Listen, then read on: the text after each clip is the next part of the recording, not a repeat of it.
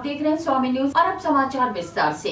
नगर निगम द्वारा लगातार अवैध मीट की दुकानों के खिलाफ कार्रवाई करने पर आज मीट एसोसिएशन के बैनर तले मीट दुकानदारों ने एकत्रित होकर आयुक्त को ज्ञापन सौंपा। दुकानदारों ने बताया कि 2022 से ना तो दुकानों के लाइसेंस रिन्यू किए जा रहे हैं और न ही नए लाइसेंस बनाए जा रहे हैं और बिना किसी नोटिस सूचना के नगर निगम द्वारा कार्रवाई कर उनकी दुकानें सीज की जा रही हैं।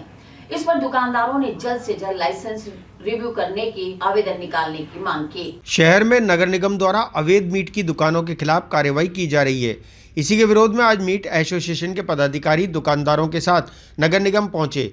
वहां पर उन्होंने आयुक्त को ज्ञापन सौंपा।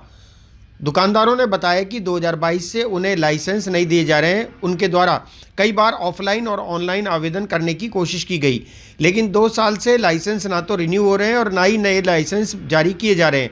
इस कारण मीट के दुकानदारों को परेशानी का सामना करना पड़ रहा है। इस संबंध में आज समस्त दुकानदारों ने नगर निगम आयुक्त से मुलाकात कर जल्द से जल्द समस्या के समाधान की मांग की। जी, आज हम नगर निगम में आए हैं। हमारी जो दुकानें हैं, शहर के अंदर जो दुकानें हैं, नगर निगम बिना चेतावनी दिए या बगैर कोई नोटिस दिए उन दुकानों को सीज करने की कार्रवाई कर रहा है।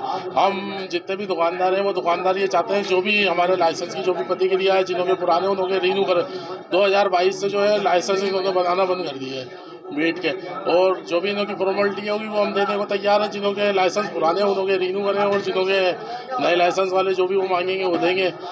इसी क्रम में आज हमारे सारे जो से 200 से 300 दुकानदार हैं जो यहाँ इकट्ठा होकर नगर निगम में आए। जो हमारे पदाधिकारी हैं दुकानदार एसोसिएशन के, वो अंदर गए में अंदर बात कर रहे हैं। वो बात करके आके बताएंगे कि अंदर क्या जवाब मिला है और जो दुकानें सीज हैं उन्हें कब खोलेंगे। और निगम कुछ कहता है? नहीं, कार्रवाई से पहले निगम कहता ही तो नहीं है। जब भी तो हमारे को मालूम नहीं है। अगर निगम कार्रवाई से पहले कुछ कहेगा तो हमें पता होगी कि हमें करना क्या है। ना कोई नोटिस देता, वो तो एक साथ आ जाते हैं और दुकान से सामान बाहर पटको किसी का जब्त कर लेते हैं और दुकानों को लेके ताला लगा देते हैं। कई ऐसे दुकानदार हैं जिन्होंने 4-4, 5-5 बार यहाँ पे चालान कटा लिया, लेकिन नए लाइसेंस रिन्यू नहीं कर रहे हैं। जो भी निगम की वो बतावे 2022-23 से 2022-21 से रिन्यू नहीं हो रहे लाइसेंस, नए बन रहे हैं। वो कहीं तो नहीं रहे। अब हमारे पदाधिकारी अंदर गए हुए हैं, वो बात करके आएंगे, वो बताएंगे। दुकानें बंद है, जिनकी सीज कहीं भी है, उनके लिए रोजी रोटी के लिए क्या कर रहे हो? दोनों की रोजी रोटी तो बेकार हो गई। 3 दिन से बंद है और सारे दुकानदार करीब गरीब है, क्योंकि कसाई जो है वो पढ़ा लिखा तो होता नहीं है। उसका जो रोजगार है वो इसी से चलता है और इसी से चलाते हैं वो रोजगार। अब 3 दिन से जिनों की दुकानें बंद है उनके घर का क्या हाल होगा वो तो आप भी समझ सकते हो। कल 14 दुकानें मीट की अजमेर में सीज कर दी थी। उस उपलक्ष्य में पूरा अजमेर मीट एसोसिएशन आया था। मैडम से बात हुई है। मैडम ने आश्वासन दिया है कि आपको लाइसेंस भी दे देंगे और दुकान भी खुलवा देंगे।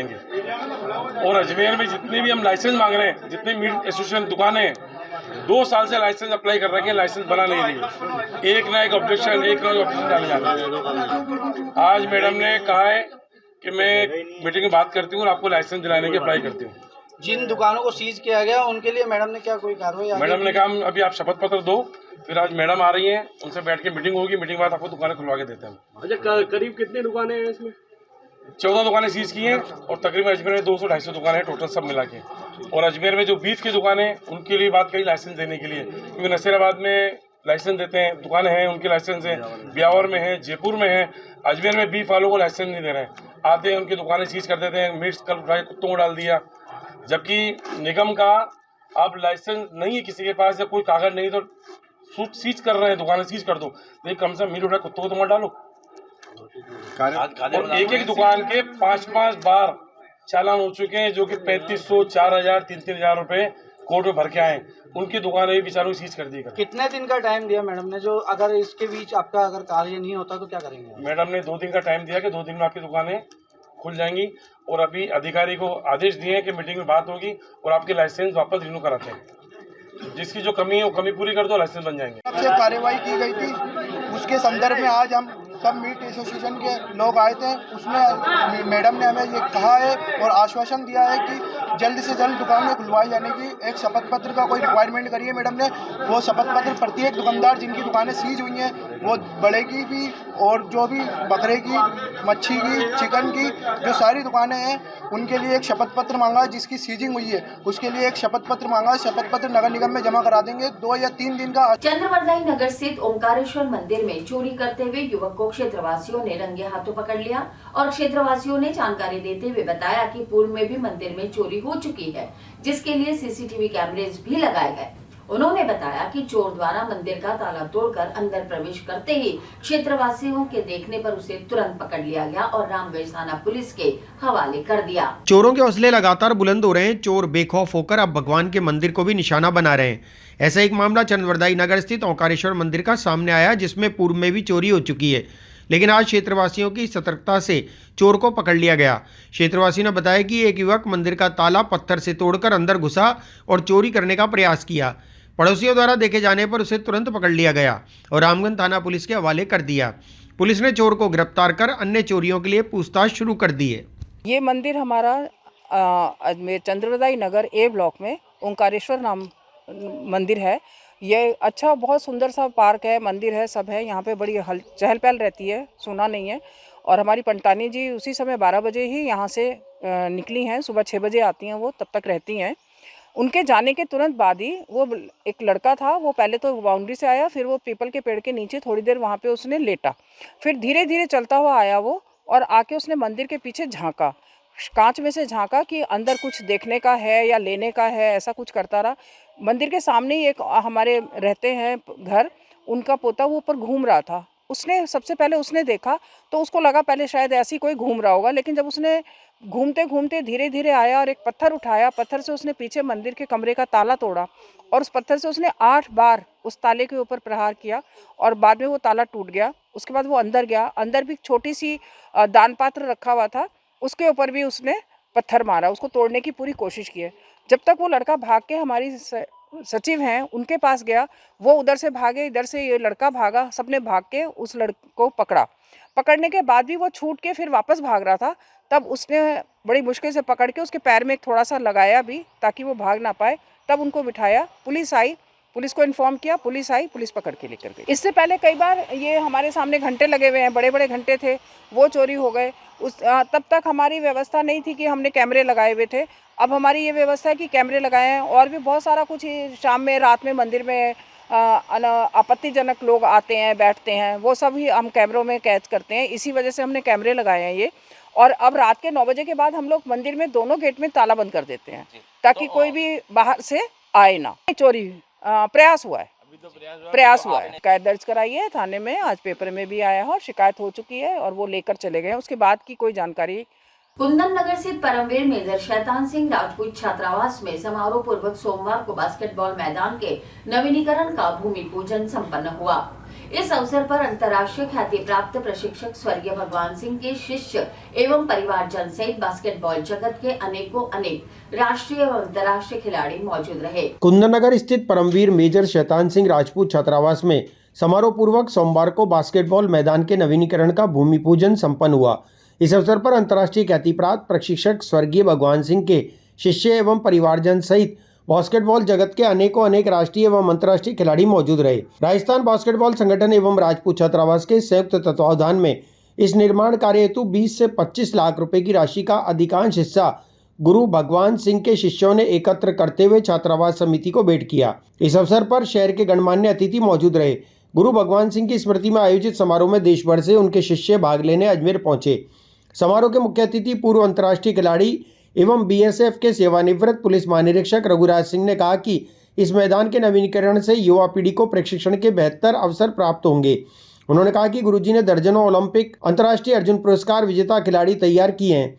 इसके लिए भारत सरकार उन्हें द्रोणाचार्य अवार्ड से सम्मानित करने का काम करे। समारोह की अध्यक्षता करते हुए पूर्व अंतर्राष्ट्रीय खिलाड़ी वीपी नरूला ने कहा कि गुरुजी की स्मृति में प्रतिवर्ष राज्य स्तरीय प्रतियोगिता का आयोजन करते हुए उनके नाम पर श्रेष्ठ एवं युवा खिलाड़ियों को पुरस्कार किया जाना चाहिए। राजस्थान बास्केटबॉल एसोसिएशन के अध्यक्ष अजीत सिंह राठौर ने कहा कि संगठन द्वारा प्रत्येक स्तर पर खिलाड़ियों को बेहतर सुविधाएं उपलब्ध कराई जा रही हैं, जिससे राष्ट्रीय और अंतर्राष्ट्रीय स्तर पर राज्य का नाम गौरवान्वित हो रहा है। उन्होंने कहा कि मैदान के नवीनीकरण कार्य हेतु धनराशि पूरी तरह उपलब्ध कराई जाएगी, जिसका अधिकांश हिस्सा आज आयोजन समिति को भेंट किया गया है। इस अवसर पर जिला बास्केटबॉल एसोसिएशन के अध्यक्ष पूर्व सभापति सुरेंद्र सिंह शेखावत, बीएसएफ के सेवानिवृत्त पुलिस महानिरीक्षक पुष्पेंद्र सिंह राठौर, राजस्थान बास्केटबॉल एसोसिएशन के chairman Vikram Singh Shekhawat, custom commissioner सेवानिवृत्त निरंजन गोदारा सहित अन्य अतिथियों ने विचार व्यक्त किए। छात्रावास संस्था के अध्यक्ष समर सिंह शेखावत एवं कार्यकारी अध्यक्ष विक्रम सिंह कंवर ने समझ में आमंत्रित सभी अतिथियों का राजस्थानी परंपरा के अनुसार साफा पहनाकर स्वागत किया। राजस्थान बास्केटबॉल एसोसिएशन की ओर से सभी आमंत्रित अतिथियों को स्मृति चिन्ह भेंट किए गए। इससे पूर्व स्वर्गीय परमजीत सिंह एवं महिपाल सिंह शेखावत को 2 मिनट का मौन रखकर श्रद्धांजलि दी गई। ये गुरु भगवान सिंह जी जो एक बास्केटबॉल के अंदर लंबे समय तक उन्होंने अपने सेवाएं दी। हम आज सभी चले गवर्नमेंट कॉलेज के हम सभी जो स्टूडेंट हैं जो 83 तक हॉस्टल चला उस समय हमारे भगवान सिंह जी गुरु बास्केटबॉल के एक द्रोणाचार्य है जो जितने मैं कह सकता हूं कि जितने इंटरनेशनल प्लेयर राजस्थान के अंदर और गवर्नमेंट कॉलेज में रहते हुए दिए। आज आप देख रहे हैं यहाँ निमाज के रुगराज सिंह जी है, डीजी एक पीपी नरूला है, जो सबसे पहले यहाँ के खिलाड़ी थे। उनका सोचिए हमारी ये सोच थी कि भाई एक हमें ऐसे गुरु भगवान सिंह जी की याद के अंदर ऐसी हम जगह बनाए। हम यहाँ की संस्था राजपूत संस्था का तहे दिल से स्वागत करेंगे और उनका अभिनंदन करना चाहेंगे कि उन्होंने हमें एक जगह उपलब्ध कराई और हम ये बास्केटबॉल ग्राउंड हम सभी उनके चेले मिलके एक इसको इंटरनेशनल लेवल पे, क्योंकि गुरुजी का हमेशा एक रहा है। मैं थोड़ा सा आपको इसलिए बताना चाहूँगा कि एक समय ऐसा था कि भारतीय टीम के अंदर 13 खिलाड़ियों के अंदर गुरुजी कोच और मिला के 8 खिलाड़ी राजस्थान के होते थे। हम वही स्थिति यहाँ वापस हमें इस ग्राउंड और इस बास्केटबॉल के लिए अजमेर के लिए हम करना चाहते हैं, जिसके लिए हमने आज इसका शिलान्यास गुरु भगवान सिंह जी के नाम से किया है। आपके मैं समझता हूँ 3 महीने के अंदर हम इसको बना के इंटरनेशनल लेवल पर एक ग्राउंड बनाएंगे, जिसकी हमारी सभी संस्थाएं हमें सहयोग करेगी। क्या लागत आएगी उसके ऊपर कम से कम 10 से 12 लाख रुपए तक आएगी। पहले हमारा फर्स्ट फेस है। मैं ये जो जगह देख रहा हूँ अगर वो हमें ये पूरे अगर कर देंगे तो हम चाहेंगे यहाँ एक इंटरनेशनल लेवल का ऐसा एक इंडोर हॉल हो, क्योंकि ये बास्केटबॉल आउटडोर नहीं है इंडोर है। तो हम चाहेंगे कि यहाँ आगे भी इंडोर, जिसकी आज हमने नींव रखी, हम इसकी गुरु भगवान सिंह जी के नाम से आगे हम इंडोर ग्राउंड बनाने की हमारा पूरा प्रयत्न करेंगे। और मैं इसी गवर्नमेंट कॉलेज और गुरु जी का सबसे लास्ट शिष्य आज यहाँ international रुगराज Singh ji, VP Narula, Vikram Singh ji, Pushpendra Singh ji, Olympian Zorawar Singh ji, Niranjan Godara और जगपाल सिंह जी, ऐसे अनन्य सरदार सिंह जी, कई ऐसे खिलाड़ी जो इंटरनेशनल है। हम आपको लिस्ट भी प्रोवाइड करा देंगे जो सभी उस समय 87 से लेके और आज तक उन्होंने जो रिप्रेजेंट किया उनके। ये शिलान्यास बास्केटबॉल कॉलेज का ग्राउंड के ऊपर किया गया है जो राजपूत हॉस्टल अजमेर में स्थित है। ये हमारे पूर्णीय दादा भाई साहब, पूजनीय दादा भाई साहब श्रीमान श्री भगवान सिंह जी गौड़, जो कि राजगीर राजा साहब के पुत्र थे, उनकी यादगार में किया गया है। और मैं भी अभी करीब 70 साल का हूँ और मुझे भी उनका आशीर्वाद प्राप्त हुआ था जब मैं छोटा था। उनके गार्जियनशिप में ही मैंने अजमेर में ही पढ़ाई चालू की थी और उनकी छत्र छाया में ही मैं रहा। और जहाँ तक कंसर्न है उनके सर्विस का, वो बास्केटबॉल के जो है बहुत ही जाने माने गुरुजी थे, कोच थे और उनको अवसर प्राप्त हुआ यहाँ राज्य के महाविद्यालय अजमेर में बास्केटबॉल कोच रहे थे। इस दौरान उन्होंने काफ़ी लंबी सेवा दी और बास्केटबॉल कोच रहते हुए उन्होंने इंटरनेशनल लेवल के करीब 2 दर्जन खिलाड़ियों को तैयार किया था। उसके लिए वो काफ़ी उनकी प्रशंसा की गई थी। यहाँ के लोग, यहाँ के जो पूर्व विद्यार्थी हैं, वो उनके अभी भी उनकी काफ़ी स्मृति याद करते हैं। इसीलिए उनके अच्छे सोच सेवाओं के कारण ये आयोजन किया गया है। उनके प्रति हम भगवान सिंह जी के परिवार के सभी सदस्य, उनकी 2 पुत्रियां, एक अडॉप्टेड सन है और उनके भतीजे वगैरह आप सब यहाँ मौजूद हैं। और ये सब दिखाता है कि वो लोगों के दिलों में काफ़ी राज करते थे। उनका स्वर्गवास 1985 में हो गया था, यहीं पे हार्ट अटैक से मर गए थे। हालांकि उस समय मैं भारतीय नौसेना में सर्विस करता था और जब उनका देहांत हुआ तो मैं मैन मैनेजमेंट ट्रेनिंग के लिए INS अग्रानी काउंटर तमिलनाडु में गया हुआ था, तो कुछ देर से आया मैं यहाँ। आज भी उनकी अनुपस्थिति में हमें काफ़ी दुख होता है और हम उनको याद करते रहते हैं। हम ही नहीं, राजपूत घराने के सभी आसपास के लोग और उनके विद्यार्थी अभी भी उनको काफ़ी याद करते हैं। आपका नाम? मेरा नाम दिलीप सिंह गौड़ है।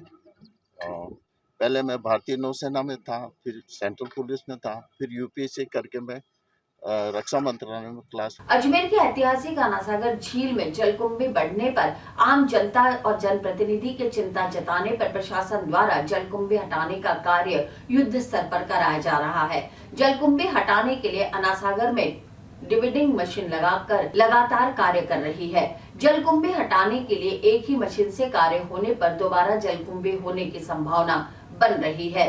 उपस्थित राहगीरों ने बताया कि झील में कम से कम 2 मशीनें एक साथ जलकुंभी हटाई जाए ताकि आनासागर झील पूरी तरह से स्वच्छ हो पाए। अजमेर की ऐतिहासिक आनासागर झील और बांडी नदी में जलकुंभी बढ़ने के कारण झील में प्रदूषण फैलने का खतरा मंडराने लगा।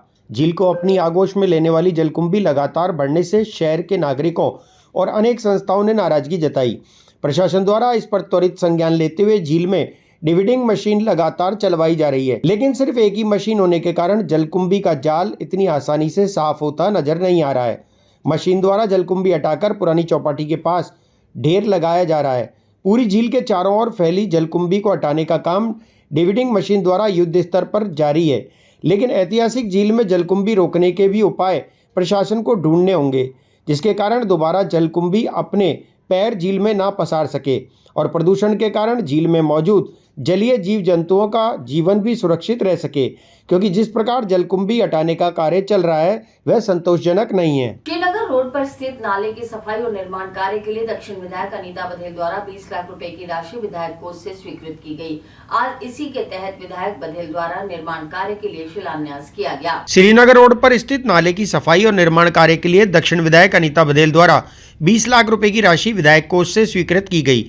आज इसी के तहत विधायक बघेल द्वारा निर्माण कार्य के लिए शिलान्यास किया गया। बघेल ने जानकारी देते हुए बताया कि बारिश के दिनों में नाले का पानी ओवरफ्लो होने के कारण सड़कों पर आ जाता था, जिसके कारण राहगीरों को भारी परेशानी का सामना करना पड़ रहा था। उन्होंने कहा कि निर्माण कार्य के बाद नाले में पानी की सफाई सुचारू रहेगी और सफाई करने वाले कर्मचारियों को भी सफाई करते समय आसानी रहेगी। इस मौके पर भारतीय जनता पार्टी के पदाधिकारी और पार्षद सहित क्षेत्रवासी उपस्थित रहे। आज हमने जो है ये श्रीनगर रोड की ओर जो नाला जा रहा है, आपने सबने देखा होगा पिछली बारिश में यहाँ पूरी तरह से जाम हो गया था और पानी ओवरफ्लो हो गया था। श्रीनगर रोड पर घुटनों तक पानी भरा हुआ था। लोग रात के 12 बजे भी नहीं निकल पा रहे थे। तो उसको ध्यान में रखते हुए यहाँ पानी की जो समस्या है वो पानी का समाधान हो रहा है। बीच में आगे जो नाला है वो जाम है और उसके कारण से पानी आगे नहीं जा पाता। तो ये नाला, पीछे का नाला भी पूरी तरह से बन जाए। जो पीछे स्वेच्छा से शादी करने के बाद परिजनों द्वारा बेवजह दबाव बनाने और धमकी देने पर प्रेमी जोड़े ने आज पुलिस अधीक्षक के समक्ष उपस्थित होकर सुरक्षा की मांग की। नवविवाहित प्रेमी जोड़ों ने बताया कि लगातार परिजनों द्वारा धमकी दी जा रही है, जिसके कारण वे बहुत ज्यादा डरे हुए हैं, इसलिए उन्हें सुरक्षा उपलब्ध कराई जाए। एक प्रेमी जोड़े ने आज पुलिस अधीक्षक कार्यालय पहुंचकर एसपी के समक्ष सुरक्षा की गुहार लगाई। प्रेमी युगल ने जानकारी देते हुए बताया कि वह वीर और श्रीनगर गाँव के निवासी हैं और पेशे से दोनों शिक्षक भी हैं। उनके द्वारा स्वेच्छा से शादी कर ली गई है। उसके बाद से ही उन्हें परिजनों द्वारा लगातार धमकी दी जा रही है। आज इसी संदर्भ में प्रेमी युगल ने पुलिस अधीक्षक कार्यालय पहुंचकर सुरक्षा की मांग की। हम स्कूल में ही मिले थे, उससे पहले फ़ोन से टच में थे तो फ़ोन से बातचीत होती थी और 2 साल से हम रिलेशन में हैं और प्रेम प्रसंग में थे। तो फिर हमने डिसाइड कर लिया कि हमने शादी कर ली। फिर हम अभी हम मतलब पति पत्नी है दोनों। भैया लेडीज क्या ये जो आपकी वाइफ है किस समाज से? ये मुस्लिम समाज से थी, तो फिर बाद में इन्होंने अपना धर्म परिवर्तन करके वो हिंदू धर्म में कन्वर्ट हो गई। क्या आपको परिवार एक दी है? देखो, परिवार तो ऑब्जेक्शन उठाते ही है, लेकिन फिर भी हम दोनों ने डिसाइड कर लिया, तो फिर हम बस साथ में रहना चाहते हैं इसी वजह से। बस आज कहाँ पर आए हैं भैया? मतलब कोर्ट के अंदर आए हैं कि हम प्रोटेक्शन मिल जाए, इसी वजह से। इसके साथ के बाद हाँ, शादी हो गई हमारी। कहाँ पे करी शादी? शादी यहीं पे करी थी, अजमेर में। क्या नाम है आपका? मेरा नाम लक्ष्मण है, मैं बीर गांव से हूँ। और आपकी पत्नी क्या नाम है? अब इसका नाम किट्टू है। और ये अब मेरे साथ ही रहेगी। नहीं कोई जनहानि का आपको लगता है क्या? हाँ, ऐसे हो सकता है कि देखो कि धमकी भी मिली थी ऐसे कि भाई ऐसे कर देंगे ऐसे, तो इसी वजह से हम इसके साथ से प्रोटेक्शन लेने आए। इनकी और से धमकी मिली गई है? मेरे घर वालों की, इनकी घर दोनों वालों को। मैंने मिस्टर लक्ष्मण से शादी करी, अपनी मर्जी से करी और पूरे होश आवाज में करी। कब से जानते हैं आप इनको? 2 साल से एक दूसरे को जानते हैं सर। कैसे मुलाकात हुई? सर वो तो हो जाती है ना, कैसे हुई? मतलब स्कूल अकॉर्डिंग हुई थी। हम एक स्कूल में पढ़ाने जाते थे, अच्छी दोस्ती हुई, फिर प्रेम हो गया। तो साथ ही रहना है सर, लाइफ टाइम साथ रहना है। 2 साल से। आप कहाँ रहते हो? श्रीनगर। कौन सा समाज से हो आप? आप मुस्लिम समाज से हूँ, पर अब मैंने हिंदू कन्वर्ट कर लिया है। आज मैं हिंदू हूँ। क्या परिवार एग्री है आपका? सर मैं एग्री हूँ ना, मेरी एग्री ये परिवार आपका? नहीं, मैं अपनी इच्छा से धर्म परिवर्तन करना चाहती हूँ, तो इसमें कोई क्या कह सकता है? आज क्यों यहाँ आना हो? क्योंकि हमें प्रोटेक्शन चाहिए था सर, इसलिए। इनको लेकर के मतलब भाइयों से या पिताजी? परिवार से। ठीक। नहीं, इसको ऑब्जेक्शन उठाया क्या पहले? हाँ सर। ऑब्जेक्शन उठाया कि पहले आपने? हाँ सर। परिवार से बात करी पहले शादी नहीं, मेरी मर्जी है ना सर, मैं हूँ ना सर। सोशल मीडिया पर लगातार फर्जी आईडी बनाकर परेशान करने के मामले सामने आ रहे हैं। ऐसा ही एक मामला कुंदन नगर निवासी परिवादी ने अलवरगेट थाने में दर्ज कराया। उन्होंने बताया कि अज्ञात व्यक्ति द्वारा उनकी सोशल साइट पर फर्जी आईडी से अमर्यादित चित्र वायरल किया जा रहा है। इस संबंध में अलवरगेट थाना पुलिस ने मामला दर्ज कर जांच शुरू कर दी। फर्जी आईडी बनाकर कुंदन नगर निवासी व्यक्ति और उसके परिवार को नाजायज परेशान करने का मामला अलवरगेट थाने में दर्ज हुआ। इस संबंध में अलवरगेट थाने के एएसआई शंकरलाल खींची ने जानकारी देते हुए बताया कि कुंदन नगर निवासी परिवादी परसराम मीणा ने थाने पर उपस्थित होकर एक शिकायत दर्ज कराई, जिसमें लोकेश कुमार मीणा द्वारा फर्जी आईडी बनाकर सोशल मीडिया पर अमर्यादित चित्र वायरल किए जा रहे हैं। इस संबंध में अलवरगेट थाना पुलिस ने मामला दर्ज कर जांच शुरू कर दी है। कल दिनांक 3 मार्च 2024 को परिवादी परसराम मीणा निवासी कुंदन नगर ने थाने पर उपस्थित होकर एक रिपोर्टिंग साक्ष्य की पेश करी कि मेरे व मेरे परिवार के व बच्चों सहित किसी व्यक्ति द्वारा, जो व्यक्ति आपका लोकेश कुमार मीणा बता रहे हैं, उसके द्वारा फेक आइडिया बनाकर और मोबाइल पर, इंस्टाग्राम पर, फेसबुक पर अलग अलग तरीके से अमर्यादित चित्र पर साथ में और वायरल कर रहा है, जिस पर थाने पर मुकदमा दर्ज हुआ है। मुकदमा नंबर 93 है और श्रीमान थानाधिकारी महोदय इसमें तफ्तीश कर रहे हैं। अभी प्रकरण दर्ज हुआ है, अग्रिम कार्रवाई जारी है। क्या जो ये पीड़ित है ये इसका परिचित है जो उसने ये डाला? ये अनुसंधान के बाद ही पता पड़ेगा, अभी तक पता नहीं चला इस चीज़। किन धाराओं में मुकदमा? ये 384 IPC व 67A IT एक्ट के अंदर दर्ज हुआ है। बदनाम करने के। हाईकोर्ट के आदेश पर माकड़वाली में पुलिस और प्रशासन द्वारा कुछ दिनों पूर्व अतिक्रमण के खिलाफ कार्रवाई की गई थी। इसी के विरोध में आज समस्त गुर्जर समाज द्वारा जिला कलेक्ट्रेट पर प्रदर्शन कर विरोध जताया गया। समाज के लोगों ने पुलिस और प्रशासन पर मिलीभगत का आरोप लगाते हुए SIT गठित करने की मांग की। हाईकोर्ट के आदेश पर माकड़वाली में पुलिस और प्रशासन द्वारा कुछ दिनों पूर्व अतिक्रमण के खिलाफ कार्रवाई की गई थी। इसी के विरोध में आज समस्त गुर्जर समाज द्वारा जिला कलेक्ट्रेट पर प्रदर्शन कर विरोध जताया गया। इस मौके पर समाज के पदाधिकारियों ने मुख्यमंत्री के नाम जिला कलेक्टर को ज्ञापन भी सौंपे। इस अवसर पर उपस्थित समाज के पदाधिकारियों ने पुलिस और प्रशासन पर आरोप लगाते हुए कहा कि उसे जमीन पर 50 साल से रह रहे गुर्जर समाज के एक परिवार को जमीन से बेदखल कर परेशान किया गया। उन्होंने कहा कि काश्तकार की भूमि को विधि का दुरुपयोग कर भू माफियाओं को सपोर्ट किया जा रहा है। उन्होंने कहा कि इस मामले की उच्च स्तरीय जांच होनी चाहिए और इसके लिए SIT का गठन भी होना चाहिए। जिला प्रशासन और पुलिस प्रशासन ने मिलीभगत करके और भू माफियाओं के साथ मिलकर के भारी भ्रष्टाचार करके 55-60 सालों से माकड़वाली गांव में काश्त कर रहे लोगों को बेदखल किया है, जिन्होंने अपनी प्रतिबल राशि देके कीमत देकर के जो 55 साल से वहाँ बैठे थे उनको अतिक्रमी बता करके और भगाया है। हाई कोर्ट का नाम लिया, जिला कोर्ट का नाम लिया, जिला न्यायाधीश महोदय के यहाँ से हमारे को बेदखल किया जाए ऐसा कोई ऑर्डर नहीं था। हाई कोर्ट को ये गुमराह किया कि साहब हम 2010 से मांग रहे हैं, जबकि ऑर्डर ही 2024 में हुआ है और एक आदेश तो हाई कोर्ट का ऑर्डर होने के बाद में आदेश करके और उसमें कार्रवाई करी है। तो ये जो मनमाने ढंग से कार्रवाई करी है और करोड़ों रुपए की संपत्ति का लाभ किसी अज्ञात भू माफिया को पहुंचाया है, जो सामने नहीं आ रहा है। लेकिन मौके पर आज भी स्थिति यही है कि ये दलित का नाम लेते हैं, लेकिन मौके पर आज भी स्वर्ण जाति के लोग वहाँ पे काबिज हो रहे हैं, वहाँ रोज दखलंदाजी करते हैं, हमारी फसल को खराब करने में आमदा है, वहाँ निर्माण करने की कोशिश कर रहे हैं और ये सब इनकी शय पर हो रहा है। इसलिए हम आज आए हैं और कहने आए हैं कि इसमें SIT गठित करिए और इस भ्रष्टाचार की जांच करिए कि इसके पीछे कौन लोग हैं। जो चेहरे छुपे हुए हैं वो सामने आने चाहिए। किससे मिलना है, किस तरह का प्रदर्शन हम मुख्यमंत्री के नाम ज्ञापन देंगे, जिला कलेक्टर महोदय को ज्ञापन देंगे, और 7 दिन में अगर SIT गठित नहीं होती है तो फिर हम मुख्यमंत्री के संज्ञान में लाने के लिए जयपुर कूच करेंगे। आप धरने बैठोगे आप यहाँ पर? नहीं, हम ज्ञापन देने आए हैं अभी, क्योंकि गेट बंद है तो हम यहाँ बैठे हैं। गेट खुलेगा, हमको बुलाएंगे, हमारी बात करने जाएंगे। माकड़वाली गांव में हमारे गुजर परिवार का जो बरसों से करीब 60 साल से वहां पर रह रहे हैं, उनको रत्तीकर्मी बताकर रातों रात उसके रहने वाली झोपड़ियां, मकान, उसकी जमीन, बाउंड्री सब तोड़कर पशुधन को बाहर कर दिया। औरतों के साथ बेइज्जती की गई और ये प्रशासन मिलकर ये सारी कार्रवाई की, जबकि वो परिवार 60 साल से आज वहाँ रह रहा है और कब्जा कागज है, उसके पास रजिस्ट्री है, उसके बाद वसीयतनामा है, उसके बाद इकरारनामा है। उसके बावजूद भूमाफियों से मिलकर ये कार्रवाई की गई। उसके खिलाफ गुजर समाज, अजमेर जिला गुजर समाज के लोग, मुख्य लोग यहाँ आए हैं, पंच, सरपंच, जनप्रतिनिधि। हम ज्ञापन दे रहे हैं कलेक्टर साहब को कि SIT का गठन हो, यहाँ पर इसकी जांच हो उच्च स्तरीय और दोषियों को दंडित किया जाए, और उसके बाद हम आगे की रणनीति तय करेंगे। और बरसों से रह रहे हैं, वो पूरा परिवार बरसों से रह रहा है।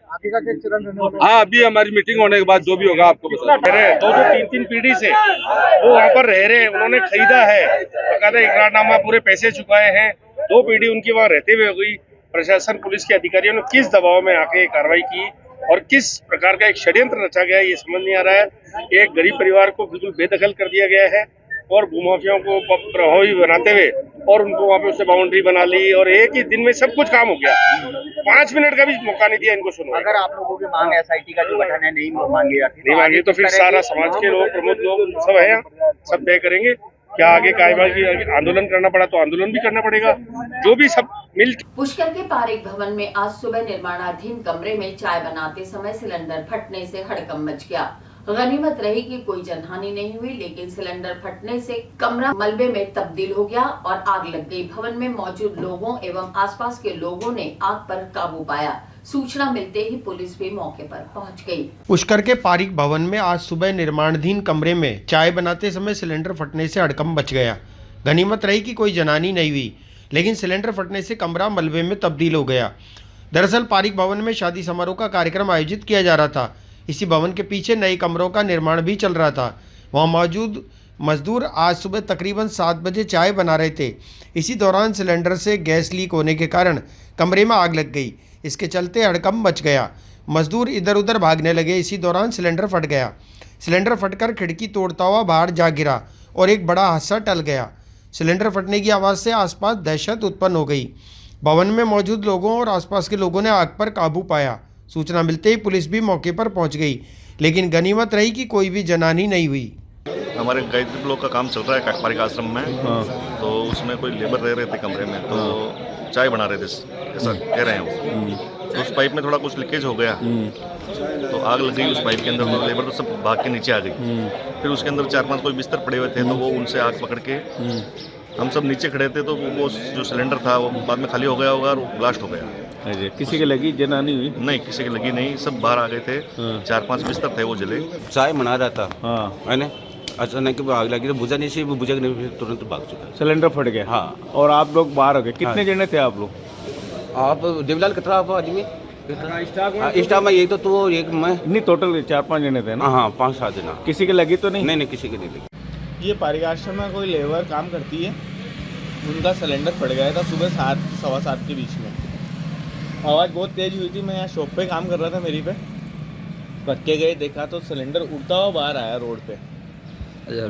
रॉकेट बन गया है? रॉकेट बन के बिल्कुल फट गया था।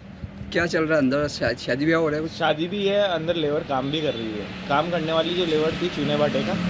और इसी के साथ ये समाचार बुलेटिन नहीं समाप्त होते। मुझे दीजिए इजाजत। देखते रहें स्वामी न्यूज़।